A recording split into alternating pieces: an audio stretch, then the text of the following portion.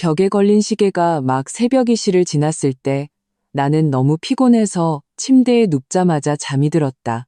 정신없이 잠에 빠져들 무렵 갑자기 침대 협탁 위에서 휴대폰이 미친 듯이 진동하기 시작했다.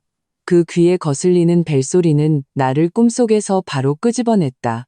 나는 눈을 감은 채로 휴대폰을 더듬어 잡았다. 발신자 표시를 제대로 확인하기도 전에 수화기 너머로 시어머니의 날카로운 목소리가 들려왔다. 그 목소리에는 마치 내가 몇 억이라도 빚진 사람처럼 짜증이 가득했다. 김서방댁, 당장 일어나. 나는 눈을 비볐다. 머리는 아직 완전히 깨지 않은 상태였다. 무의식적으로 물었다. 어머님, 이렇게 늦은 시간에 무슨 일이세요? 무슨 일이냐니? 내가 지금 경기도 외곽에 있는데 막차를 놓쳤어. 너 지금 당장 차 끌고 와서 나 좀 데리러 와. 30분 줄 테니 꼭 도착해야 한다. 시어머니의 말투는 반박의 여지를 주지 않는 강압적인 어조였다. 그 말을 듣자마자 나는 정신이 번쩍 들었다. 경기도 외곽까지 30분이라니. 우리 집에서 경기도 외곽까지는 가장 빨리 가도 1시간은 좋게 걸린다.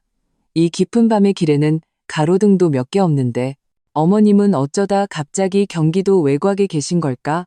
나는 마음속 의문을 억누르며 최대한 평온한 목소리로 말했다. 어머님, 지금 새벽 2시가 넘었어요. 경기도 외곽 쪽은 길이 좋지 않아서 30분 안에는 도저히 도착할 수가 없어요. 차라리 내일 아침 일찍. 내 말이 채 끝나기도 전에 시어머니는 날카로운 목소리로 말을 끊었다. 도착 못한다고? 너 지금 나 데리러 오기 싫다는 거지? 내가 보니 너 일부러 그러는구나. 내 아들은 출근해서 피곤할 테니 내가 차마 못 깨우겠고 너는 집에서 한가하게 노는 사람이 차로나 한번 데리러 오는 게 뭐가 그렇게 힘들어? 감히 나한테 흥정을 해? 저 한가하게 놀지 않았어요. 저도 오늘 11시까지 야근하고 막 들어왔단 말이에요. 나는 해명하려 했지만 시어머니는 들으려고도 하지 않았다. 야근이 뭐 대수야? 야근하면 어른 공경 안 해도 돼? 김서방댁 똑똑히 들어. 오늘 네가 나 데리러 오지 않으면 난 여기서 계속 떨고 있을 거야. 만약 얼어서 무슨 일이라도 생기면 내 아들이 너랑 어떻게 끝장을 보는지 한번 지켜봐. 시어머니는 막무가내로 떼를 쓰기 시작했고 말투에는 협박이 가득했다. 나는 휴대폰을 쥔 손가락 마디가 하얘질 정도로 꽉 쥐었다. 결혼한 2년 동안 시어머니는 나에게 한 번도 좋은 낯을 보여준 적이 없었다. 늘 내가 자기 아들에게 부족하다고 생각했다. 평소에 사사건건 트집 잡는 건 그렇다 쳐도 이제는 한밤중에 이렇게 막무가내라니. 나는 심호흡을 한번 하고 그래도 어른이니 일단 정확한 위치부터 묻기로 했다. 어머님, 그럼 지금 경기도 외곽 어디에 계세요? 제가 내비게이션 찍고 가게. 내가 위치를 어떻게 알아? 그냥 버스 정류장이고 옆에 과일 파는 노점이 있어. 빨리 찾아와. 30분이야. 늦으면 난 모른다. 시어머니는 말을 마치자마자 내가 더 물어볼 틈도 주지 않고 일방적으로 전화를 끊어버렸다. 나는 휴대폰을 든 채 수화기에서 들려오는 통화 종료음을 듣고 있었다. 화가 나면서도 어이가 없었다. 옆에 있던 남편 박준호가 시끄러운 소리에 잠이 깨서 눈을 비비며 물었다. 무슨 일이야? 누가 이 밤중에 전화했어? 어머님이 경기도 외곽에서 막차를 놓치셨대. 나더러 30분 안에 차 끌고 데리러 오라고 하시네. 나는 휴대폰을 침대 협탁에 던지며 지친 목소리로 말했다. 준호는 하품을 한번 하더니 대수롭지 않게 말했다. 그럼 빨리 가봐. 어머님 혼자밖에 계시면 위험하잖아. 나는 당연하다는 듯 말하는 준호의 모습을 보고 울화가 치밀어 올랐다. 30분? 우리 집에서 경기도 외곽까지 제일 빨라도 1시간이야. 이 깊은 밤의 길도 그렇게 어두운데 날이 밝을 때까지 기다리실 수는 없는 거야? 너 어떻게 그렇게 말하냐? 우리 엄마잖아. 연세 드신 분이 혼자밖에 계시는데 네가 마음이 놓여? 빨리 일어나서 준비하고 모시러 가. 기다리시게 하지 말고. 준호는 미간을 찌푸리며 짜증 섞인 말투로 말했다. 내 기분은 전혀 고려하지 않았다. 나는 준호를 보며 마음이 싸늘하게 식었다. 매번 자기 엄마와 관련된 일이면 그는 언제나 이렇게 흑백을 가리지 않고 엄마 편만 들었다. 나는 더 이상 그와 언쟁하지 않고 이불을 걷어차고 일어났다. 그가 저렇게까지 말했으니 내가 더 반박해봐야 소용없을 것이다. 그저 빨리 시어머니를 모셔와서 밖에서 또 내 험담을 하지 않게 해야겠다고 생각할 뿐이었다. 나는 빠르게 옷을 갈아입고 차키를 들고 밖으로 나가려 했다. 하지만 내가 현관에서 막 문을 열려고 할 때 옆방 문이 갑자기 열렸다. 잠옷차림에 우리 엄마가 걱정스러운 얼굴로 나를 보고 있었다. 민서야, 이렇게 늦게 어딜 가니? 엄마는 이틀 전부터 우리 집 정리를 도와주러 와 계셨다. 원래 내일 돌아가실 예정이었는데 내가 부산을 떠는 소리에 잠이 깨신 모양이었다. 엄마, 시어머님이 경기도 외곽에서 막차를 놓치셨대. 나더러 데리러 오라고 하시네. 나는 어쩔 수 없다는 듯 말했다. 엄마는 그 말을 듣자마자 얼굴색이 변했다. 내 앞으로 성큼성큼 걸어와 내 손목을 덥석 잡았다. 안 돼. 이렇게 늦은 밤에 너 혼자 여자애가 경기도 외곽까지 운전하는 건 너무 위험해. 그리고 세상에 어느 집이 한밤중에 며느리를 오라가라 한단 말이니? 아들은 뭐하고? 왜 준호더러 가라고 안 하고? 준호는 피곤하다고 하고 어머님도 아들 깨우기 미안하시다고 나더러 가래. 나는 고개를 숙였다. 목소리에는 서러움이 묻어났다. 그 사람은 안 피곤하고 넌 피곤하지 않니? 너 오늘 11시까지 야근하고 돌아와서 겨우 몇 시간 잤잖아. 엄마는 안쓰럽게 나를 바라보더니 단호한 어조로 말했다. 엄마 말 들어. 조급해하지 말고 내일 가. 오늘 밤엔 절대로 너 혼자 가게 둘 수 없어. 하지만 엄마, 시어머님이 내가 안 가면 계속 밖에서 떨고 계시겠다고 준호한테 다 잃을 거라고 하셨어. 나는 망설여졌다. 만약 시어머니에게 정말 무슨 일이라도 생기면 준호가 분명 나를 탓할 것이다. 뭘 일러? 정말 자기 안전을 생각하는 사람이면 한밤중에 너 혼자 그렇게 먼 곳으로 오라고 하지도 않아. 엄마는 내 손을 꼭 잡았다. 내 말 들어. 오늘 밤엔 가지 마. 무슨 일이든 내일 얘기해. 만약 박서방이 물으면 엄마가 얘기할게. 나는 엄마의 단호한 눈빛을 보고 갑자기 마음이 든든해졌다. 어릴 때부터 엄마는 항상 나를 지켜주셨고 이번에도 예외는 아니었다. 나는 고개를 끄덕이고 차키를 현관 수납장 위에 다시 올려두었다. 바로 그때 내 휴대폰이 다시 울렸다. 또 시어머니였다. 엄마는 내 휴대폰을 한번 흘끗 보더니 나를 향해 고개를 저었다.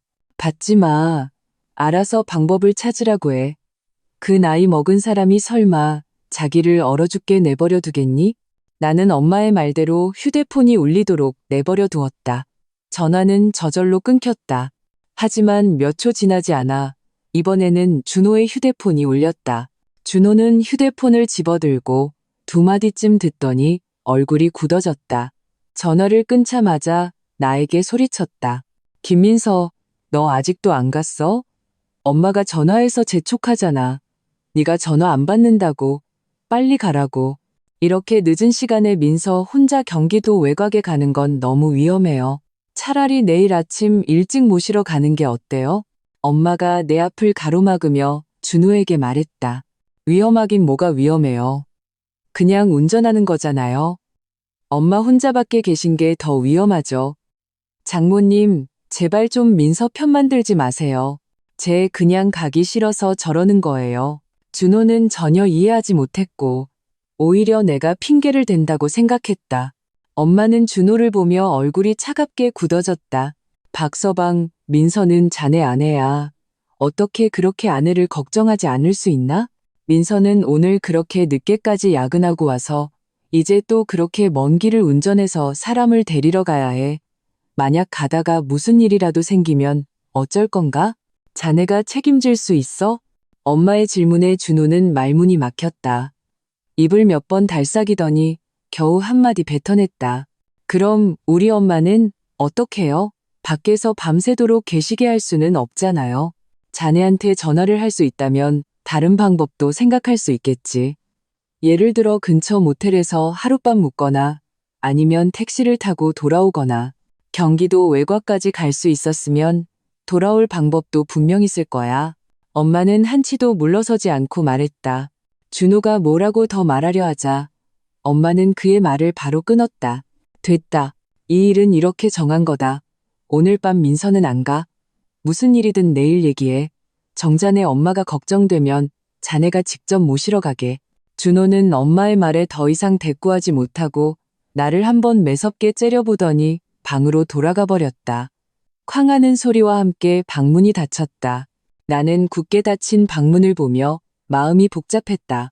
엄마가 내 어깨를 토닥였다.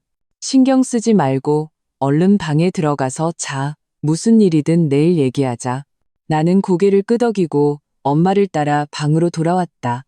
침대에 누웠지만 도무지 잠이 오지 않았다. 마음속에서는 계속 시어머니 쪽 상황이 걱정되었다.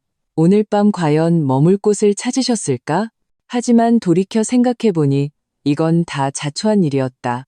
한밤중에 집에 얌전히 계시지 않고 경기도 외곽까지 달려가시고 이제 문제가 생기니 나더러 뒷수습을 하라니 내가 왜. 나는 심호흡을 하고 억지로 눈을 감았다. 모르겠다. 내일 일은 내일 생각하자. 오늘 밤은 무조건 푹 쉬어야 한다. 나는 침대에서 뒤척였다. 머릿속은 온통 뒤죽박죽이었다. 시어머니의 날카로운 재촉 소리, 준호의 짜증 섞인 질책, 그리고 나를 단호하게 지켜주던 엄마의 모습이 번갈아 떠올랐다. 정신없이 뒤척이다. 날이 밝아올 무렵에야 겨우 눈을 붙였다. 그런데 얼마 자지도 못하고 거실에서 들려오는 소리에 잠이 깼다. 나는 서둘러 일어나 침실 문가로 갔다. 엄마가 앞치마를 두르고 주방에서 분주하게 움직이고 계셨다. 냄비에서는 은은한 죽 냄새가 풍겨왔다. 내 발소리를 듣고 엄마가 고개를 돌려 나를 보셨다. 부드러운 목소리로 말했다. 깼니? 얼른 가서 씻어. 죽, 금방 다 돼. 네가 좋아하는 계란장조림도 했어. 마음이 따뜻해졌다. 나는 다가가 엄마에게 접시를 건넸다. 엄마, 왜 이렇게 일찍 일어나셨어요? 더 주무시지. 잠이 안 와서. 어젯밤에 네가 잠을 설쳤을까봐 걱정돼서. 엄마는 죽을 그릇에 담으며 말했다. 참, 어젯밤에 그 후에 시어머님한테 전화 더 안 왔지? 나는 고개를 저었다. 네, 아마 스스로 방법을 찾으셨나 봐요. 그때 준호의 방문도 열렸다. 그는 헝클어진 머리를 하고 걸어 나왔다. 얼굴은 먹구름이 낀 듯 어두웠다. 나와 엄마를 보고도 인사도 없이 곧장 소파로 가서 앉아 휴대폰을 들고 전화를 걸기 시작했다. 생각할 필요도 없이 시어머니에게 거는 전화일 것이다. 역시나 몇 초 지나지 않아 준호의 목소리가 높아졌다. 엄마, 어젯밤에 괜찮으셨어요? 주무실 곳은 찾으셨고요? 민석이가 말을 안 들어서 제가 가라고 했는데도 기어코 엄마랑 맞서더라고요. 내 손에 들린 숟가락이 멈칫했다. 마음속에서 다시 화가 치밀어 올랐다. 결국 처음부터 끝까지 다 내 잘못이라고 생각하고 있었던 것이다. 한밤중에 나 혼자 그렇게 먼 길을 운전하는 게 얼마나 위험한지는 전혀 생각하지 않았다. 엄마가 죽을 식탁으로 가져오며 준호를 향해 외쳤다. 박서방, 이리 와서 먼저 밥 먹게. 할 말 있으면 밥 다 먹고 하고. 준호는 전화를 끊고 기분 나쁜 투로 말했다. 밥이 넘어가요? 엄마가 어젯밤에 분명 고생하셨을 텐데 제가 빨리 가봐야겠어요. 자네 어머니가 고생하셨으면 민서는? 민서는 괜찮고? 엄마가 젓가락을 식탁에 탁 내려놓으며 목소리를 높였다. 한밤중에 민서더러 1시간 넘게 운전해서 경기도 외곽까지 모시러 오라고 하면서 민서가 고생할 거나 위험할 거라는 생각은 안 하셨나? 자네는 남편으로서 자기 아내를 걱정하기는커녕 오히려 자네 엄마 편을 들어서 아내를 나무라다니 자네 양심에 찔리지도 않나? 엄마의 말에 준호의 얼굴이 울그락불그락해졌다. 목에 핏대를 세우며 반박했다. 우리 엄마잖아요. 연세도 많으신데 밖에서 밤새 계시면 괜찮겠어요? 민서는 젊은데 운전 좀 하는 게 뭐 어때서요? 젊으면 그런 고생을 해야 하나? 젊은 사람 목숨은 목숨도 아니고?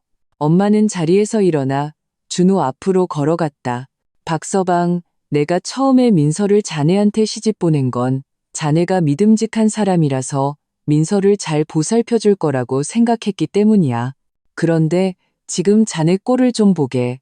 자네 엄마가 하는 말이라면 뭐든지 옳고 민서의 안위는 전혀 신경 쓰지 않잖아. 어젯밤에 내가 말리지 않았더라면 민서가 한밤중에 차를 몰고 나갔다가 만약 무슨 일이라도 생겼으면 자네 평생 마음 편할 수 있었을 것 같아? 준호는 엄마의 말에 할 말을 잃고 고개를 숙였다. 하지만 입으로는 여전히 작게 중얼거렸다. 우리 엄마도 일부러 그러신 건 아니에요. 그냥 막차를 놓치셔서 그런 거지. 막차를 놓쳤다고? 엄마는 냉소했다. 연세 드신 분이 한밤중에 경기도 외곽에는 뭐하러 가셨을까? 친척 집에 가셨나? 아니면 볼 일이 있으셨나? 정말 급한 일이었다면 미리 자네들한테 말 한마디 안 했을 리가 없지? 굳이 막차가 끊긴 한밤중에 전화해서 민서더러 데리러 오라고 하는 게 뭔가 좀 이상하지 않아? 엄마의 이 말에 나와 준호는 모두 멍해졌다. 맞다. 나는 어젯밤 화내고 걱정하느라 이 문제를 깊이 생각해보지 못했다. 시어머니는 평소에 아파트 단지 앞 슈퍼마켓도 잘 안 가시는 분인데 어떻게 갑자기 경기도 외곽까지 가셨을까? 그것도 하필 한밤중에 막차를 놓치고. 준호도 고개를 들고 미간을 찌푸리며 말했다.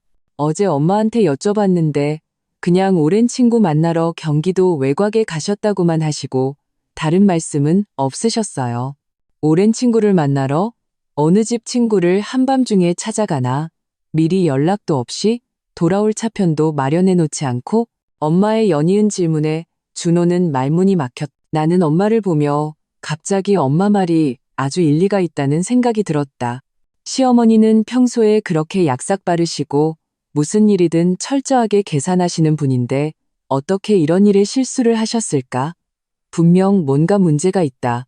그래서 내가 어젯밤에 너를 못 가게 한 거야. 엄마는 몸을 돌려 나를 보셨다.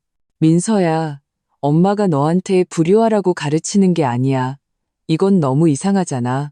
만약 네가 정말 한밤중에 달려갔는데 무슨 위험한 일을 당하거나 아니면 네 시어머니 쪽에 정말 무슨 남부끄러운 일이라도 있었다면 넌 그때 가서 어떻게 수습하려고 했니?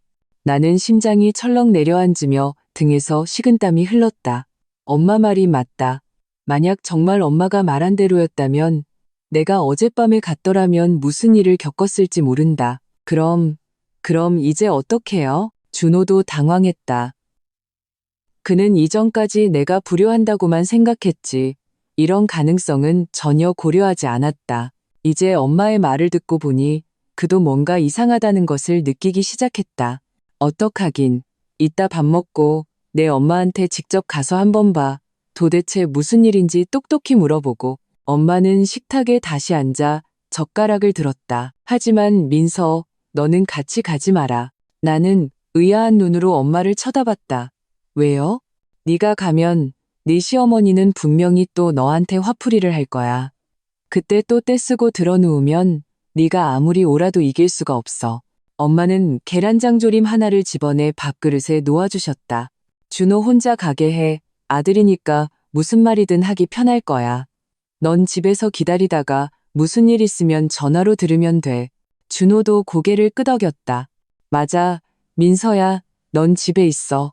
내가 엄마한테 혼자 가볼게. 무슨 일 있으면 전화할게. 나는 준호를 보았다. 마음속에는 아무런 감흥도 없었다. 이제 와서 걱정하는 척이라니 진작에 그랬어야지. 하지만 나는 반박하지 않았다.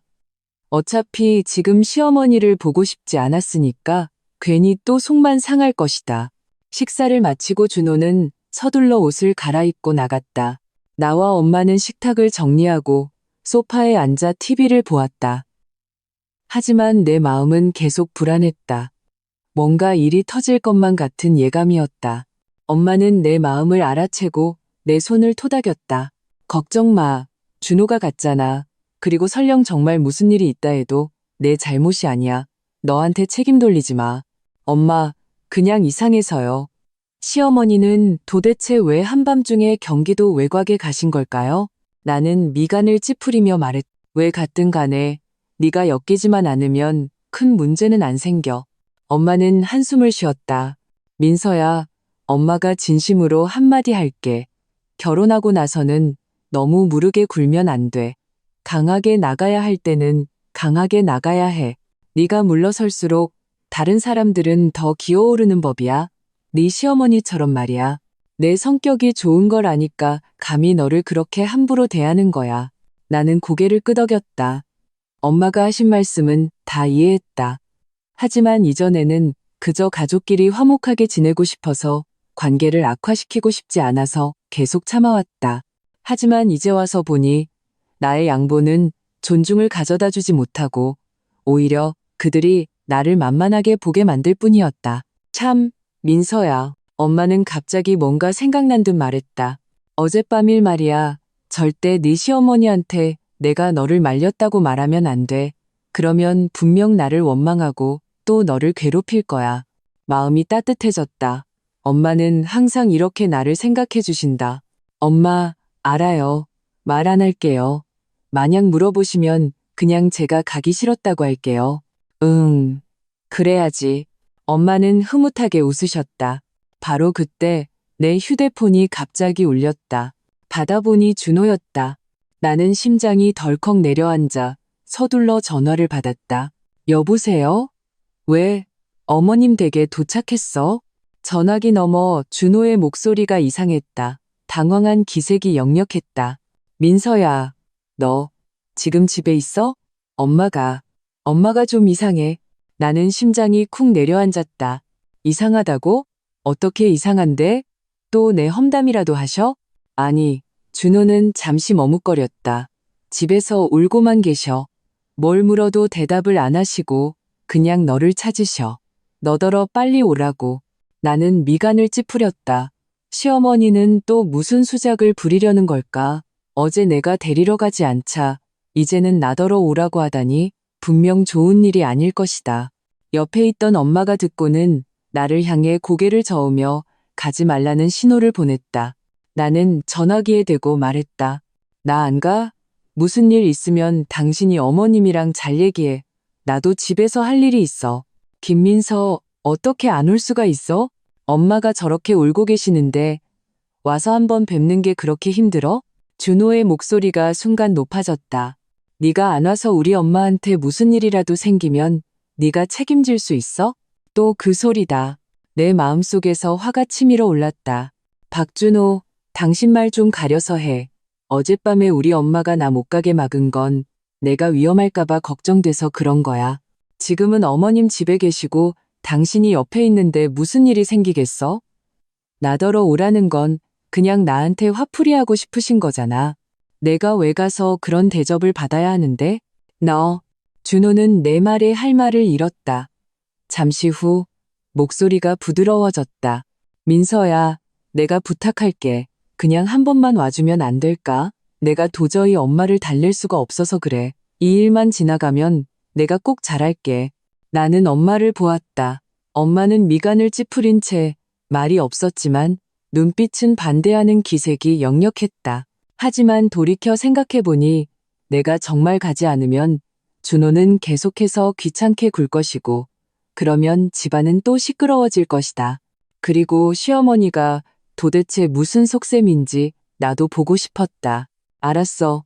갈게. 나는 전화기에 대고 하지만 미리 말해두겠는데 만약 어머님이 또 나한테 억지 부리시면 나도 더는 안 참아.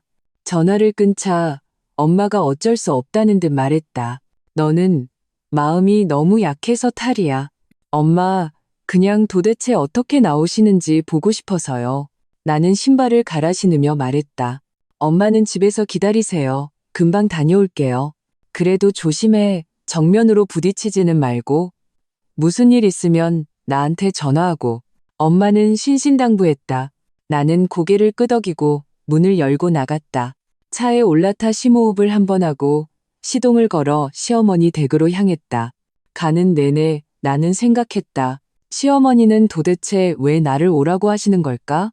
어젯밤 경기도 외곽에서 도대체 무슨 일이 있었던 걸까? 생각할수록 이상했지만 지금으로서는 일단 가서 부딪혀보는 수밖에 없었다. 시어머니 댁 아파트 단지 아래에 막 도착했을 때 나는 준호가 동입구에서 초조하게 서성이는 것을 보았다. 내 차를 보자 그는 바로 빠른 걸음으로 다가와 차 문을 열고 말했다. 왜 이제야 와? 엄마가 한참을 우셨단 말이야. 나는 그의 불평을 무시하고 시동을 끄고 차에서 내렸다. 도대체 어떻게 된 거야? 왜 우시는 건데? 뭐 때문이겠어? 어젯밤에 네가 모시러 안 가서 밖에서 고생하신 것 때문이지. 준호는 나를 데리고 위층으로 올라가며 계속해서 불평을 늘어놓았다. 민서야, 내가 말하는데 이따 엄마 뵙거든 태도 좀 공손하게 해. 잘못했다고 사과하면 이 일은 그냥 넘어갈 거야. 나는 걸음을 멈추고 준호를 쳐다봤다. 사과? 내가 왜 사과를 해야 하는데? 어젯밤 한밤중에 나더러 1시간 넘게 운전해서 경기도 외곽까지 모시러 오라고 하셨는데 내가 안 간 게 내 잘못이야? 박준호, 당신 제정신이야? 우리 엄마는 어른이시잖아. 너더러 모시러 오라고 하셨으면 그냥 갔어야지. 준호도 걸음을 멈추고 몸을 돌려 나를 쳐다봤다. 그의 말투는 다시 딱딱해졌다. 연세도 많으신 분이 밖에서 밤새도록 떠셨는데 넌 마음도 안 아파? 내가 마음 아프면 누가 나를 마음 아파해 주는데? 나는 냉소했. 나 어제 11시까지 야근하고 집에 와서 겨우 3시간 잤어. 그분이 한밤중에 전화해서 나더러 모시러 오라고 했을 때 내가 피곤할 거라는 생각은 안 하셨을까? 나 혼자 경기도 외곽까지 운전하는 게 위험할 거라는 생각은 안 하셨을까? 박준호, 당신은 내 남편이잖아. 내 편을 들어주지는 못할 망정 계속해서 당신 엄마 편만 들면서 나를 비난하다니. 당신 정말 나를 아내라고 생각하기는 해? 준호는 내 말에 얼굴이 새파랗게 질렸다가 하얗게 변했다. 입을 몇 번 달싹이더니 겨우 한마디 뱉어냈다. 우리 엄마도 일부러 그러신 건 아니야. 그냥 그때는 방법이 없어서 너한테 연락하신 거지. 방법이 없어? 한밤중에 경기도 외곽까지 갈 방법은 있으시고 스스로 호텔 잡아서 하룻밤 묵을 방법은 없으시고 택시 타고 돌아올 방법은 없으셨대? 내가 말할수록 화가 나네. 그분은 그냥 내가 만만해서 내가 분명 자기 말을 들을 거라고 생각해서 그렇게 거리낌 없이 나를 부려먹은 거야. 어떻게 우리 엄마를 그렇게 말할 수 있어? 준호의 목소리도 높아졌다. 우리 엄마 그런 분 아니야. 그냥 잠시 정신이 없으셨던 거야. 잠시 정신이 없으셨다고? 정말 정신이 없으셨으면 당신한테는 전화 안 하고 나한테만 전화하셨을까? 나는 한치도 물러서지 않았다. 그분은 당신이 자기를 아끼는 걸 알고 당신이 한밤중에 고생하는 건 싫으니까 그 일을 나한테 떠넘긴 거야. 박준호, 제발 정신 좀 차려. 당신 엄마한테 그만 좀 속아. 준호가 반박하려 할 때 복도에서 갑자기 시어머니의 울음소리가 들려왔다. 아이고, 내 팔자야. 아들 키워봐야 소용없네. 며느리였더니 엄마는 잊어버리고 밤중에 나 좀 데리러 와달라는데 그것도 안 해주다니. 준호는 그 소리를 듣고 더 이상 나와 다툴 겨를도 없이 서둘러 위층으로 뛰어 올라갔다. 엄마, 화내지 마세요. 제가 왔어요. 나는 심호흡을 하고 마음속에 화를 억누르며 그를 따라 올라갔다. 현관에 들어서자 시어머니가 거실 소파에 앉아 휴지로 눈물을 닦고 계셨다. 머리는 헝클어져 있고 옷도 어제 입었던 그대로였다. 확실히 좀 초라해 보였다. 내가 들어오는 것을 보자 시어머니의 울음소리가 잠시 멈췄다가 이내 더 서럽게 울기 시작했다. 민서야, 민서야. 내가 어젯밤에 경기도 외곽에서 덜덜 떨면서 너한테 전화해서 데리러 와달라고 했는데 어떻게 그렇게 매정하게 안 올 수가 있니? 나는 네가 효심 있는 애인 줄 알았는데 내 마음속엔 이 시어미가 아예 없었구나. 어머니, 일단 진정하시고 천천히 말씀하세요. 준호는 서둘러 시어머니 옆에 앉아 등을 토닥이며 위로했다. 그리고는 고개를 돌려 나를 째려봤다. 김민서, 너 거기서 뭐하고 서 있어? 빨리 엄마한테 사과 안 해? 나는 그 자리에 꼼짝 않고 서 있었다. 어머님, 제가 어제 모시러 가지 않은 건 너무 늦었고 경기도 외곽길은 좋지 않아서 저 혼자 가기엔 위험했기 때문이에요. 그리고 어머님이 정확한 위치도 말씀 안 해주셔서 제가 가고 싶어도 찾을 수가 없었어요. 찾을 수가 없어? 찾기 싫었던 거겠지. 시어머니는 휴지를 내려놓고 내 코를 가리키며 소리쳤다. 내가 버스 정류장 옆에 과일 노점이 있다고 말했잖아. 조금만 물어보면 금방 찾을 수 있었을 텐데 넌 일부러 안 온 거야. 불효 막심한 것, 일부러 안 갔다고요? 그럼 어머님이야말로 말씀해 보세요. 한밤중에 경기도 외곽에는 뭐 하러 가셨는데요? 친척 집에 가셨어요? 아니면 볼일 보러 가셨어요? 왜 우리한테 미리 말 한마디 안 하셨고, 왜 돌아올 차편도 마련해 놓지 않으셨어요? 내 말이 떨어지자 시어머니의 눈빛이 확연히 흔들렸다. 내 시선을 피하며 중얼거렸다. 나는 그냥 오랜 친구 만나러 갔었어. 막차가 그렇게 일찍 끊길 줄 누가 알았나? 오랜 친구요? 어떤 친구를 한밤중에 만나러 가세요? 나는 바짝 다그쳤다. 그리고 친구 만나러 가시면서 왜 준호 씨한테는 말 안 하시고 왜 하필 저한테만 전화하셨어요? 나는 준호 쉬는 거 방해할까봐 그랬지. 걔는 출근해서 피곤하잖아. 시어머니의 목소리는 점점 작아졌고 눈빛은 더욱 불안하게 흔들렸다. 준호도 이상한 낌새를 눈치채고 미간을 찌푸리며 물었다. 엄마, 도대체 경기도 외곽에 뭐 하러 가셨어요? 저한테 솔직하게 말씀해 주세요. 그냥 친구 만나러 갔다니까. 너희는 왜 이렇게 못 믿니? 시어머니는 갑자기 목소리를 높이며 다시 떼를 쓰기 시작했다. 너희 이제 둘이 짜고 나 늙은이 하나 괴롭히는 거지? 준호 너 이 배은망덕한 놈. 내가 널 헛키웠어. 김민서 너 이 나쁜 며느리. 내가 애초에 너를 준호랑 결혼시키는 게 아니었는데. 시어머니가 또다시 막무가내로 구는 것을 보고 나는 더 이상 마음속에 화를 참을 수 없었다. 어머님, 여기서 떼쓰지 마세요. 오늘 경기도 외곽에 왜 가셨는지 똑똑히 말씀하지 않으시면 저는 절대 사과하지 않을 거예요. 시어머니는 화가 나서 나를 가리켰다. 손이 부들부들 떨렸다. 그래, 너 사과 안 하겠다 이거지? 준호야, 내 마누라 꼴 좀 봐. 단속 안 해? 준호는 중간에 끼어 곤란한 표정을 지었다. 나를 봤다가 시어머니를 봤다가 마지막으로 나를 향해 말했다.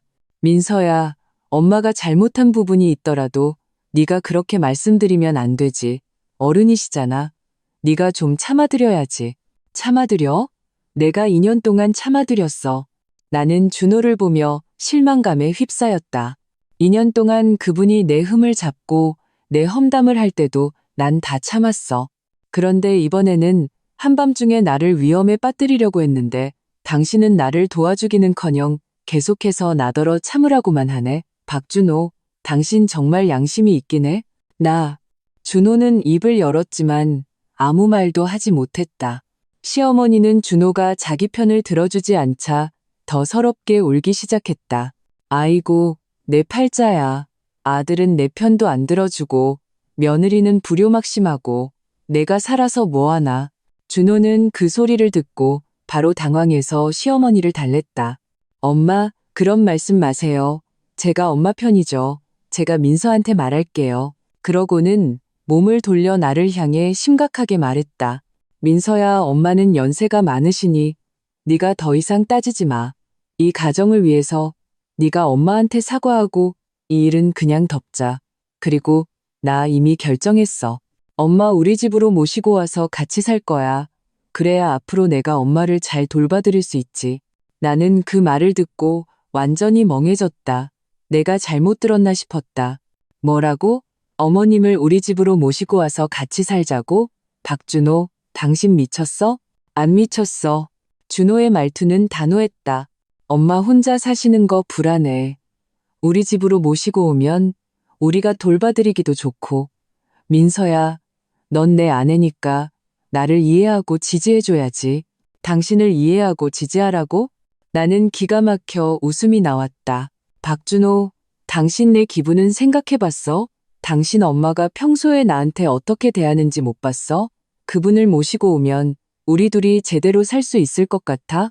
당신은 지금 이 가정을 지키는 게 아니라 이 가정을 망치고 있는 거야. 어떻게 그렇게 말할 수 있어? 준호는 미간을 찌푸렸다. 우리 엄마는 그냥 입이 거친 거지. 마음은 따뜻한 분이야. 너희 둘이 같이 살다 보면 점점 잘 지내게 될 거야. 민서야, 그만 좀 해. 내 말대로 엄마 모시고 오자. 난 동의 못해. 나는 단호하게 말했다. 내가 죽기 전에는 절대로 그분이 우리 집에 들어와서 같이 사는 일은 없을 거야. 김민서, 준호의 목소리도 높아졌다. 너 너무 심하게 굴지 마. 이 집은 내가 산 거야. 내가 누구를 데려와 살든 내 마음이야. 네가 동의 못하겠으면 너 혼자 나가. 나는 준호를 보았다. 마음이 얼음장처럼 차가워졌다. 그에게 나는 아무것도 아니었다. 2년간의 감정은 그의 엄마 앞에서는 먼지만도 못했다. 좋아. 아주 좋아. 나는 고개를 끄덕였다. 목소리는 무섭도록 차분했다. 박준호, 당신이 그렇게 말한다면 나도 더 할 말 없어. 하지만 이것만은 알아도 내가 나가더라도 절대로 당신 엄마 뜻대로 되게 하지는 않을 거야. 나는 말을 마치고 문 쪽으로 몸을 돌렸다. 시어머니가 뒤에서 소리쳤다. 가버려. 잘 됐네. 나도 너랑 같이 살기 싫었어. 준호야, 쟤 막지 말고 그냥 보내. 준호는 나를 봤다가 시어머니를 봤다가 입을 열었지만 결국 나를 막지 않았다. 나는 문을 열고 시어머니 집을 나왔다. 아래층으로 내려와 찬 바람을 맞고 나서야 내 눈에서 눈물이 흐르고 있다는 것을 깨달았다. 나는 휴대폰을 꺼내 엄마에게 전화를 걸었다. 목소리가 울먹였다. 엄마, 준호가 자기 엄마 우리 집에 모시고 와서 같이 살재. 내가 반대하니까 나더러 나가래. 전화기 너머의 엄마는 그 말을 듣자마자 불같이 화를 내셨다. 그 박준호, 걔가 돌았나? 민서야, 슬퍼하지 마. 일단 집으로 와. 엄마가 여기서 기다리고 있을게. 엄마가 있는데 걔가 감히 너를 나가라고 못할 거야. 전화를 끊고 나는 눈물을 닦고 시동을 걸었다. 박준호, 시어머니. 당신들이 나를 이렇게 괴롭혔으니 나도 더는 참지 않을 것이다. 이 가정을 그들이 망치고 싶다면 나도 기꺼이 함께 망가져 주겠다. 나는 차를 몰아 집으로 향했다. 가는 내내 눈물이 멈추지 않았다. 방금 준호가 했던 말, 그가 시어머니를 감싸던 모습이 떠올라 마음이 칼로 베이는 듯 아팠다.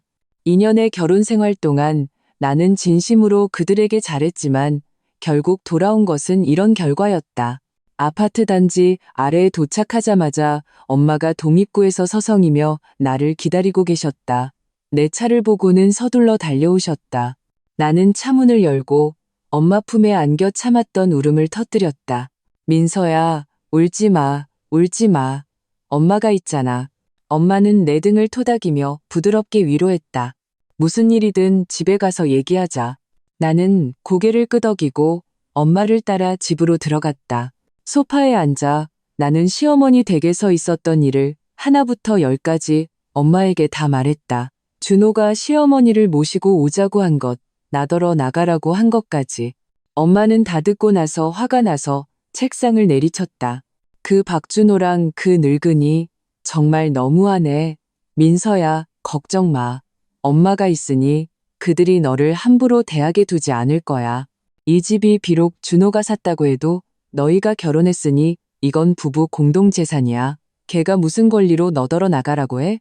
하지만 엄마, 이제는 정말 그들과 같이 살고 싶지 않아요. 나는 눈물을 닦았다. 준호랑은 정말 더 이상 못 살 것 같아요. 못 살겠으면 살지 마. 엄마는 단호하게 말했다. 민서야, 너처럼 좋은 애가 왜 더 좋은 사람을 못 찾겠어? 박준호가 너를 소중히 여기지 않은 건 걔 손해야. 하지만 지금은 그 얘기할 때가 아니고 일단 눈앞의 문제부터 해결하자. 바로 그때 초인종이 갑자기 울렸다. 나와 엄마는 서로를 쳐다보며 멍해졌다. 이 시간에 누구일까? 엄마는 자리에서 일어나셨다. 내가 나가볼게. 넌 가만히 앉아 있어. 엄마는 현관으로 가서 현관문 렌즈를 통해 밖을 보시더니 얼굴이 순식간에 굳어졌다. 고개를 돌려 나에게 작게 속삭였다. 내 시어머니야. 나는 심장이 덜컥 내려앉았다. 어떻게 여기까지 찾아오셨을까? 정말 끈질기시네. 엄마가 문을 열자 시어머니는 그대로 집 안으로 밀고 들어왔다. 손에는 여행 가방 하나를 들고 있었다. 집에 들어오자마자 여행 가방을 바닥에 내던지며 떼를 쓰기 시작했다. 김민서, 나와. 내 아들 어디로 꿰어냈어? 너 걔랑 더 이상 살기 싫은 거지? 내가 말하는데 어림도 없어. 네가 감히 준호랑 이혼하기만 해봐. 내가 너랑 끝까지 갈 줄 알아. 시어머니는 허리에 손을 얹고 거실에서 고래고래 소리를 질렀다. 그 소리가 너무 커서 복도 전체에 울려 퍼질 정도였다. 나는 소파에서 일어나 차갑게 그녀를 쳐다봤다. 어머님, 그게 무슨 말씀이세요? 어머님을 모시고 와서 살자고 한 건 준호 씨예요. 제가 반대하니까 저더러 나가라고 했고요. 어떻게 제가 그 사람을 꿰어냈다는 게 되죠? 네가 아직도 발뺌을 해?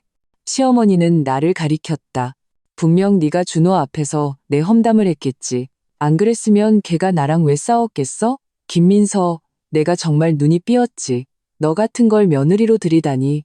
넌 우리 집안의 재앙 덩어리야. 여기서 사람 모함하지 마세요. 나는 화가 나서 온몸이 부들부들 떨렸다. 제가 언제 준호 씨 앞에서 어머님 험담을 했어요? 어머님 스스로 한밤중에 경기도 외곽에 가셔놓고 저더러 모시러 오라고 하셨잖아요. 제가 안 가니까 준호 씨한테 일러 바치시고 이제는 여기까지 와서 깽판을 치시다니. 정말 염치도 없으세요? 내가 염치가 없다고? 내가 보기엔 네가 더 염치가 없네. 시어머니는 그렇게 말하더니 갑자기 바닥에 주저앉아 허벅지를 치며 울기 시작했다. 아이고, 내 팔자야. 나쁜 며느리를 얻어서 효도는커녕 나를 괴롭히네. 여러분, 와서 좀 보세요. 세상에 이런 법이 어디 있습니까? 그녀가 울고불고 난리를 치자 금세 이웃들의 관심을 끌었다. 옆집 왕 아주머니와 앞집이 아저씨가 문을 열고 우리 집 안을 들여다봤다. 시어머니는 구경꾼이 생긴 것을 보고 더 서럽게 울었다. 왕 아주머니, 이 아저씨, 와서 이치 좀 따져주세요. 이 며느리가 한밤중에 저 좀 데리러 와달라는데도 안 오고 제 아들이랑 싸우게 만들었어요. 이제는 제 아들이랑 이혼까지 하려고 해요. 여러분, 얘가 너무한 거 아니에요?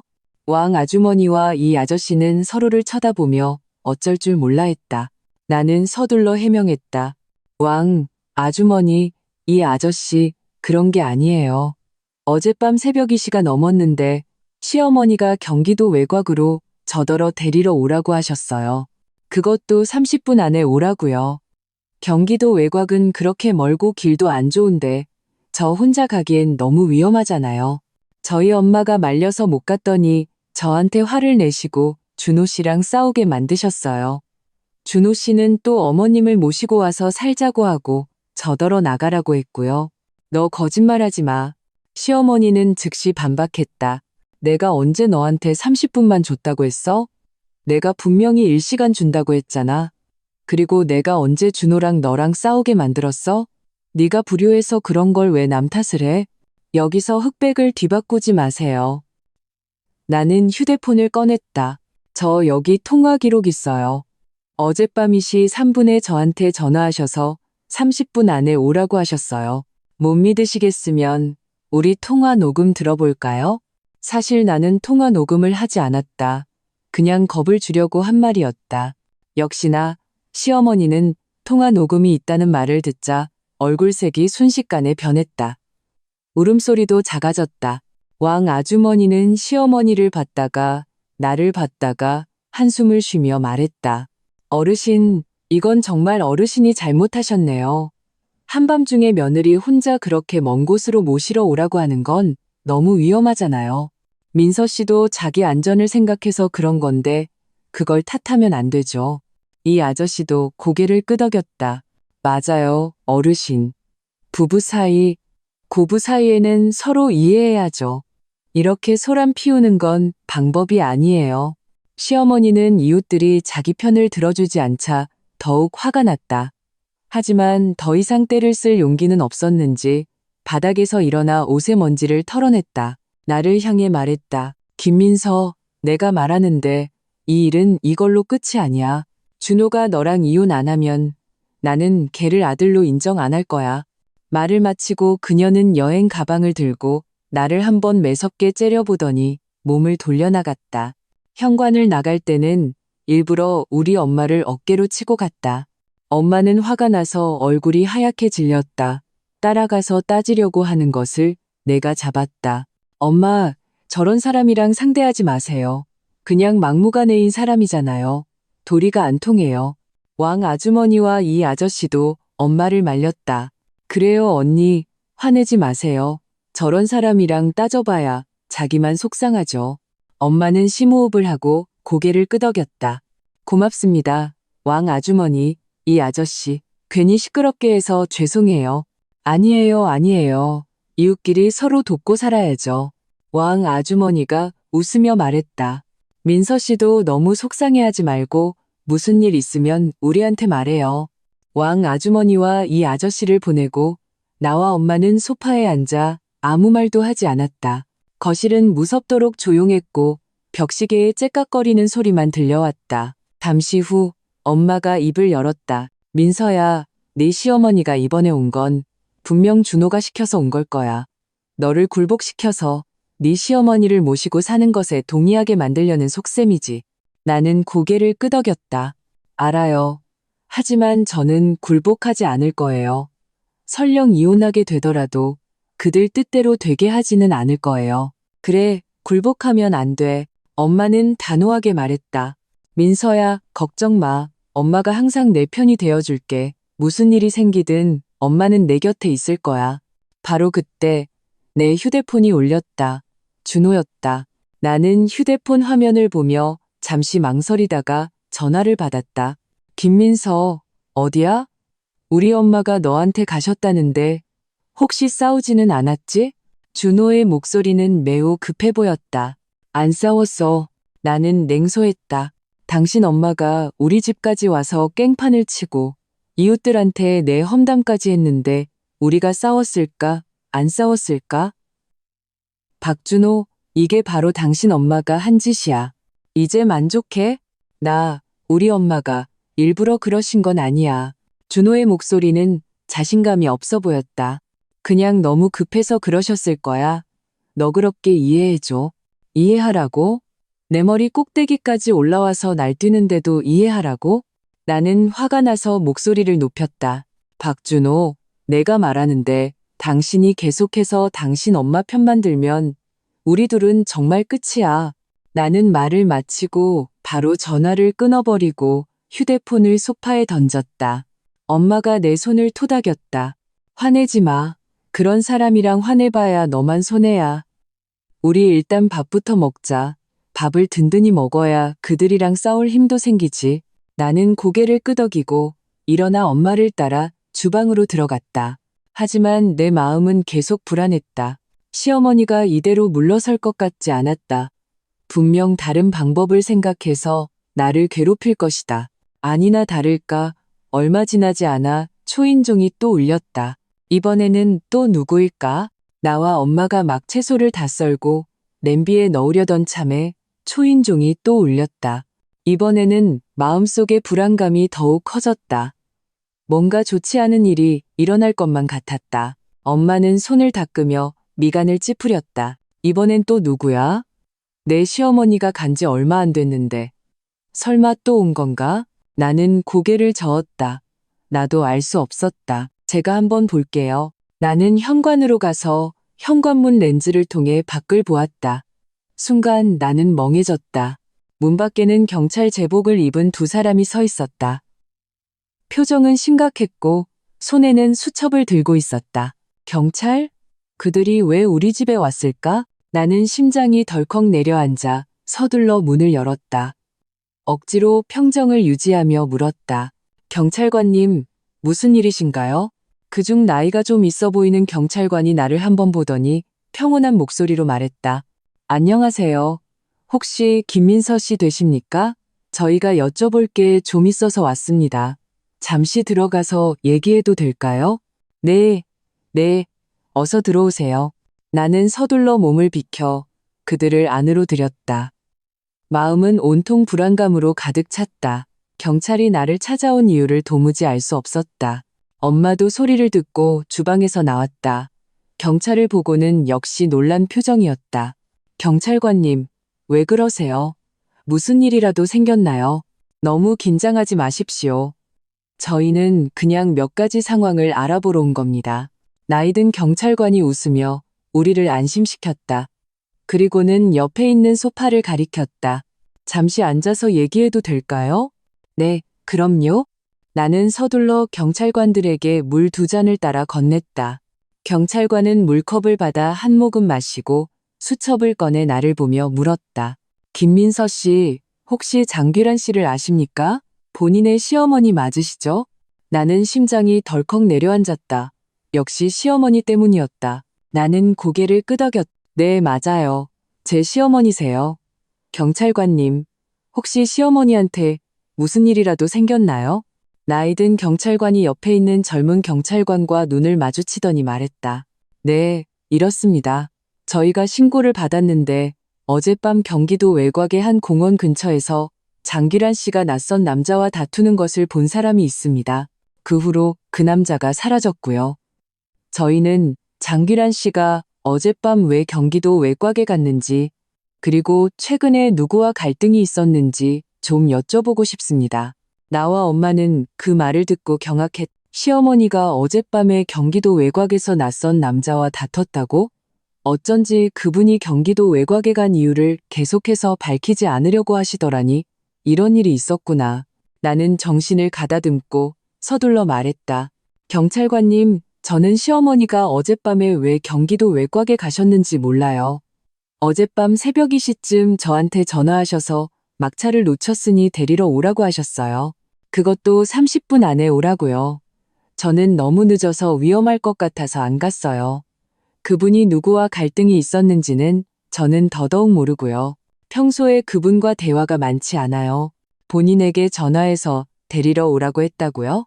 나이 든 경찰관이 미간을 찌푸렸다. 그런데 안 가셨고 그 후에 그분은 어떻게 돌아오셨습니까? 저도 몰라요. 나는 고개를 저었다. 오늘 아침에 그분 댁에 갔더니 거기 앉아서 울고만 계셨어요. 뭘 물어도 대답을 안 하셨고요. 나중에는 우리 집에 와서 깽판을 치시더니 불효한다고 욕하고는 지금은 어디 가셨는지 모르겠어요. 바로 그때 문 밖에서 갑자기 급한 발소리가 들려왔다. 이어서 문이 벌컥 열렸다. 시어머니와 준호가 들어왔다. 알고 보니 그들은 아까 나간 게 아니라 복도에 숨어서 우리와 경찰의 대화를 엿듣고 있었던 것이다. 참다 못해 들어온 것이다. 시어머니는 들어오자마자 경찰을 보고 얼굴이 순식간에 새하얗게 질렸다. 몸이 부들부들 떨리기 시작했다. 입으로는 중얼거렸다. 경찰관님, 저는 아무 잘못도 안 했어요. 준호도 당황한 표정으로 경찰을 보며 물었다. 경찰관님, 저희 엄마가 왜 그러세요? 왜 저희 엄마를 찾으시는 거죠? 나이 든 경찰관은 시어머니를 보며 엄숙한 목소리로 말했다. 장기란 씨, 방금 며느님께 드렸던 질문을 본인께도 드리고 싶습니다. 어젯밤 왜 경기도 외곽의 공원 근처에 가셨습니까? 그리고 낯선 남자와는 왜 다투셨습니까? 그 남자와는 어떤 관계입니까? 시어머니의 눈빛이 흔들렸다. 경찰의 눈을 마주치지 못하고 우물쭈물 말했다. 저는 그냥 산책하러 갔어요. 누구랑 다툰 적 없어요. 경찰관님, 뭔가 착오가 있으신 것 같아요. 착오요? 젊은 경찰관이 휴대폰을 꺼내 사진 한 장을 여러 시어머니 앞에 내밀었다. 장기란 씨, 이건 어젯밤에 공원 근처에서 어떤 분이 찍은 사진입니다. 사진 속 인물이 본인 맞습니까? 옆에 있는 이 남자는 누구입니까? 시어머니는 고개를 숙여 사진을 보고 얼굴이 더욱 굳어졌다. 손이 부들부들 떨리며 아무 말도 하지 못했다. 준호가 다가가 사진을 보았다. 사진 속 시어머니는 낯선 남자와 공원 벤치 옆에 서 있었다. 두 사람은 마치 다투는 듯 표정이 모두 격앙되어 있었다. 준호는 사진을 보고 놀라서 시어머니를 쳐다봤다.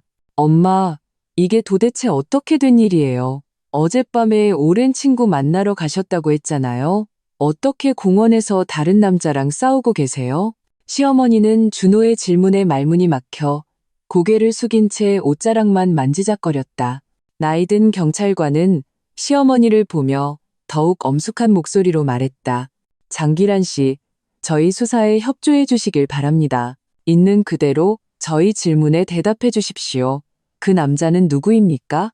왜 다투셨습니까? 그리고 그는 지금 어디에 있습니까? 시어머니는 심호흡을 한 번 하고 마치 결심한 듯 고개를 들었다. 경찰관님, 그 남자랑 저는 그냥 보통 친구 사이예요. 어젯밤에 공원에서 그냥 잠깐 얘기를 나눈 것뿐이에요. 다툰 적 없어요. 아마 다른 사람이 잘못 본 걸 거예요. 잘못 봤다고요? 젊은 경찰관이 냉소했다. 저희가 이미 조사를 마쳤습니다. 그 남자는 어젯밤 본인과 헤어진 후 실종됐습니다. 그의 가족이 이미 신고했고요. 어젯밤 본인을 만나러 나간 후로 연락이 두절됐다고 합니다.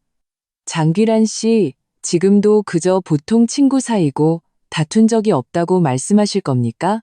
실종됐다고요? 나와 엄마, 그리고 준호는 그 말을 듣고 모두 경악했다. 일이 이렇게 심각할 줄은 몰랐다. 시어머니는 그 말을 듣고 다리에 힘이 풀려 바닥에 주저앉을 뻔했다. 다행히 준호가 재빨리 부축했다. 시어머니는 준호를 보며 눈물이 주르륵 흘러내렸다. 아들아, 엄마는 정말 아무 잘못도 안 했어. 나 그 사람이랑 그냥 친구야. 어젯밤에 그냥 몇 마디 다투고 그가 그냥 가버렸어. 그 사람이 어디 갔는지 나는 정말 몰라. 엄마, 도대체 그 사람이랑 무슨 관계예요? 왜 싸우셨어요? 준호의 목소리가 떨렸다. 그도 이제 사태가 심상치 않다는 것을 깨달았다. 시어머니는 울면서 말했다. 나 그 사람이랑 안 지 몇 년 됐어. 그냥 보통 친구야. 어젯밤에 만난 건 그 사람이 나더러 같이 다른 지방으로 가자고 해서 내가 싫다고 하니까 그래서 다툰 거야. 그러고는 그가 화내면서 가버렸어. 그 사람이 실종될 줄은 나도 정말 몰랐어. 나와 엄마는 그 말을 듣고 경악했다. 시어머니에게 몇 년이나 알고 지낸 남자친구가 있었고 심지어 그와 함께 다른 지방으로 가려고 했다니 어쩐지 그분이 경기도 외곽에 간 이유를 계속해서 밝히지 않으려고 하시더라니. 이렇게 큰 비밀을 숨기고 있었던 것이다. 나이 든 경찰관은 시어머니를 보며 말했다. 장귀란 씨, 지금 저희와 함께 경찰서로 가주시죠. 일의 경위를 자세히 설명해 주시고 실종된 남자를 찾는 데 협조해 주셔야겠습니다. 시어머니는 경찰서에 가야 한다는 말을 듣고 얼굴이 더욱 하얗게 질렸다. 준호의 손을 잡고 말했다. 아들아, 엄마 경찰서 안 가. 나는 잘못한 거 없어. 안 가. 엄마, 그냥 경찰관님들이랑 같이 가서 사실대로 말씀드리세요. 그래야 엄마의 결백을 증명할 수 있잖아요. 준호도 어쩔 수 없이 시어머니를 설득했다. 결국 시어머니는 경찰에게 연행되어 갔다. 연행되어 가는 시어머니의 뒷모습을 보며 나는 마음이 복잡했다. 시어머니가 이런 일을 저지를 줄은 꿈에도 몰랐다. 준호는 그 자리에 서서 얼굴이 창백하고 눈빛이 텅 비어 있었다. 마치 큰 충격을 받은 듯했다. 나는 그를 보며 동정심은커녕 실망감만 가득했다. 그가 그토록 감싸던 엄마가 이렇게 많은 비밀을 숨기고 있었다니 지금 그의 마음이 어떨지 모르겠다. 엄마가 내 어깨를 토닥이며 작게 속삭였다. 민서야, 일이 이렇게 될 줄은 몰랐네. 이제 어떡하면 좋니? 나는 심호흡을 하고 준호를 보며 말했다. 이제 어떻게 해야 할지는 저 사람한테 물어봐야죠. 그렇게 자기 엄마만 감싸더니 이제 엄마가 이런 일을 저질렀으니 어떻게 해결할지 한번 보자고요. 준호는 내 말을 듣지 못한 듯 여전히 그 자리에 꼼짝 않고 서 있었다. 그가 지금 얼마나 괴로울지 알지만 이건 다 그가 자초한 일이다. 만약 그가 이전에 옳고 그름을 분별하고 시어머니만 편들지 않았더라면 오늘 이 지경까지 오지는 않았을 것이다. 시어머니가 경찰에 연행된 후 거실은 죽음과 같은 정적에 휩싸였다. 준호는 여전히 그 자리에 서서 텅 빈 눈으로 현관문을 응시하고 있었다. 마치 방금의 충격에서 아직 헤어나오지 못한 듯했다. 나는 그의 모습을 보며 아무런 감흥도 없었다. 심지어 좀 우습기까지 했다. 그가 이전에 그렇게 시어머니를 감싸고 모든 잘못을 내게 떠넘겼는데 이제 진실을 알고 나니 후회하고 있을까? 옆에 있던 엄마가 한숨을 쉬며 준호 앞으로 다가가 평온한 목소리로 말했다. 박서방, 이제 일이 이렇게 됐으니 너무 힘들어하지 말게. 지금 가장 중요한 건 경찰 수사에 협조해서 사건의 진상을 밝히고 실종된 남자를 찾는 거야. 준호는 엄마의 말을 듣지 못한 듯 한참 후에야 천천히 고개를 들었다. 눈빛에는 혼란과 고통이 가득했다. 우리 엄마가 어떻게 이런 일을, 평소에는 이런 분이 아니셨는데, 평소? 나는 냉소했다. 당신이 말하는 평소는 그분이 당신 앞에서 연기하던 모습일 뿐이야. 당신은 단 한 번도 그분을 제대로 알려고 하지 않았고, 단 한 번도 나를 믿어주지 않았어. 이제 진실이 눈앞에 있는데 무슨 할 말이 더 있어? 준호는 나를 보며 입을 열었지만 아무 말도 하지 못했다. 그도 내 말이 옳다는 것을 알고 있었다. 몇 년 동안 그는 시어머니에게 속아왔고 나의 억울함은 외면했다. 바로 그때 준호의 휴대폰이 갑자기 울렸다. 경찰서에서 온 전화였다. 그는 서둘러 전화를 받았다. 손이 부들부들 떨렸다. 여보세요? 경찰관님, 어떻게 됐습니까? 저희 엄마는 전화기 너머에서 뭐라고 했는지 준호의 얼굴이 점점 굳어졌다. 나중에는 몸이 미세하게 떨리기 시작했다. 전화를 끊고 나서 그는 소파에 주저앉아 두 손으로 머리를 감싸쥐고 고통스러운 신음소리를 냈다. 나와 엄마는 서로를 쳐다봤다. 일이 심상치 않다는 것을 직감했다. 나는 다가가서 물었다. 왜 그래요? 경찰이 뭐라고 하던가요? 준호는 고개를 들었다. 눈이 새빨갛게 충혈되어 있었다. 목소리가 쉬어 있었다. 경찰이 그 남자를 찾았대요. 경기도 외곽의 한 폐공장에서. 그런데 이미 숨이 끊어진 상태였다고. 나와 엄마는 모두 경악했. 죽었다고요? 일이 살인사건으로 번진 것이다. 그럼 우리 엄마는? 나는 차마 다음 말을 잇지 못했다. 경찰이 말하길 우리 엄마가 그 남자랑 여러 해 동안 알고 지냈고 부적절한 관계를 유지해왔대요. 준호의 목소리에는 절망이 가득했다. 그 남자는 유부남이었는데 아내랑 이혼하고 우리 엄마를 데리고 다른 지방으로 가서 살려고 했대요. 우리 엄마가 싫다고 하니까 두 사람이 다투게 된 거고요. 그러다 그 남자가 감정이 격해져서 심장마비가 온 거래요. 우리 엄마는 발각될까봐 무서워서 그 사람을 폐공장으로 끌고 가서 버리고 혼자 도망친 거고요. 준호의 말을 듣고 나와 엄마는 모두 숨을 헐떡였다. 시어머니가 불륜을 저질렀을 뿐만 아니라 남자가 쓰러진 후에 도망치기까지 했다니 이건 정말 끔찍한 일이었다. 그럼 경찰은 시어머니에 대해 뭐라고 해요? 엄마가 미간을 찌푸리며 물었다. 경찰이 말하길 우리 엄마는 과실치사와 사체유기 혐의를 받고 있대요. 지금은 구속된 상태고 앞으로 법적 절차를 밟아야 한다고. 준호의 목소리는 점점 작아졌다. 그리고 어젯밤에 우리 엄마가 나한테 전화해서 데리러 오라고 한 건 사실 이 일을 은폐하는데 나를 이용하려고 했던 거래요. 그런데 나는 그때 아무 생각도 못하고 그저 김민서가 불효한다고만 생각했어. 여기까지 말하고 준호는 고개를 들어 죄책감 가득한 눈빛으로 나를 쳐다봤다. 민서야, 미안해. 내가 잘못했어. 너를 믿지 말았어야 했는데 계속 우리 엄마 편만 들어서 너한테 너무 많은 상처를 줬어. 후회하는 준호의 모습을 보고 내 마음에는 아무런 감동도 없었다. 그저 피로감만 가득했다. 미안해라는 세 글자는 너무 가벼웠다.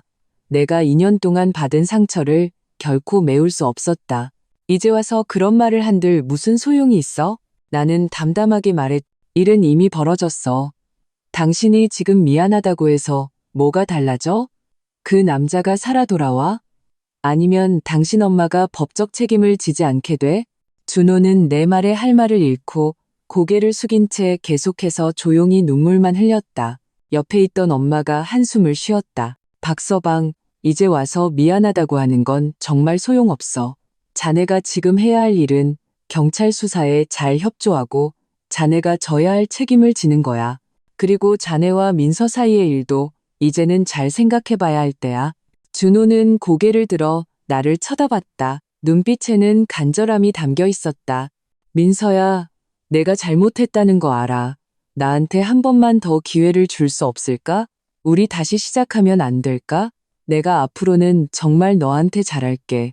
다시는 우리 엄마 편만 들지 않을게. 나는 준호를 보며 고개를 저었다. 박준호 씨, 우리 사이는 이미 불가능해요. 당신이 나더러 나가라고 하고 떼쓰는 당신 엄마를 감쌌을 때 우리 사이는 이미 끝났어요. 나는 이런 생활에 지쳤어요. 당신의 편애와 몰이에 지쳤다고요. 하지만 준호가 뭐라고 더 말하려 했지만 내가 그의 말을 끊었다. 하지만은 없어. 나는 단호한 목소리로 말했다. 우리 이혼해요. 2년의 결혼 생활은 내가 눈이 멀어서 사람을 잘못 본 걸로 칠게요. 앞으로 당신은 당신 인생을 살고 나는 내 인생을 살아요. 서로 상관하지 말자고요. 준호는 나의 단호한 눈빛을 보고 내가 이미 결심했다는 것을, 더 이상 돌이킬 수 없다는 것을 알았다. 그는 고통스럽게 눈을 감고 고개를 끄덕였다. 알았어. 이혼에 동의할게. 그 후 며칠 동안 나는 이혼 준비에 착수했다. 준호는 시어머니의 일로 심신이 지쳐 나에게 재산 다툼을 할 기력도 없었다. 우리는 금방 이혼 합의서에 서명했다. 집은 그에게 주고 그는 나에게 위자료를 주었다. 우리 사이는 완전히 정리되었다. 시어머니의 사건도 금방 결과가 나왔다. 남자가 심장마비로 쓰러진 후 제때 구조하지 않고 유기한 죄로 최종적으로 징역 3년을 선고받았다. 이 결과에 모두가 씁쓸해했다. 이혼 후 나는 엄마 집으로 돌아와 새로운 삶을 시작했다. 나는 새로운 직장을 구했고 매일 충실하고 즐겁게 보냈다. 가끔 이웃들을 통해 준호의 소식을 듣기도 했다. 시어머니 일로 말이 없어지고 매일 출근하는 것 외에는 교도소에 시어머니를 보러 가는 게 전부라고 했다. 삶이 매우 힘들다고 했다. 가끔 이런 생각을 한다. 만약 그때 준호가 조금만 더 이해심과 신뢰를 보여주고 그렇게 시어머니만 편들지 않았더라면 우리의 결혼은 다른 결말을 맞이했을까? 하지만 나는 금방 마음을 비웠다. 과거는 이미 지나갔다. 중요한 것은 현재와 미래다. 이 실패한 결혼을 통해 나는 한 가지 도리를 깨달았다. 결혼 생활에서 서로를 이해하고 신뢰하는 것이 가장 중요하다. 일방적인 편애와 인내는 자기 자신에게 상처만 줄 뿐이다. 그리고 여자는 반드시 자기 자신을 사랑하는 법을 배워야 한다. 결혼 때문에 자신을 잃어서는 안 된다. 지금의 나는 마침내 그 숨막히던 결혼 생활에서 벗어나 내가 원하는 모습으로 살고 있다. 나는 믿는다. 미래에는 나를 진정으로 소중히 여길 줄 아는 사람을 만나 행복하고 아름다운 삶을 살게 될 것이라고. 이야기는 여기서 끝입니다. 좋아요와 구독 잊지 마세요. 다음에도 따뜻한 이야기로 당신을 기다리겠습니다.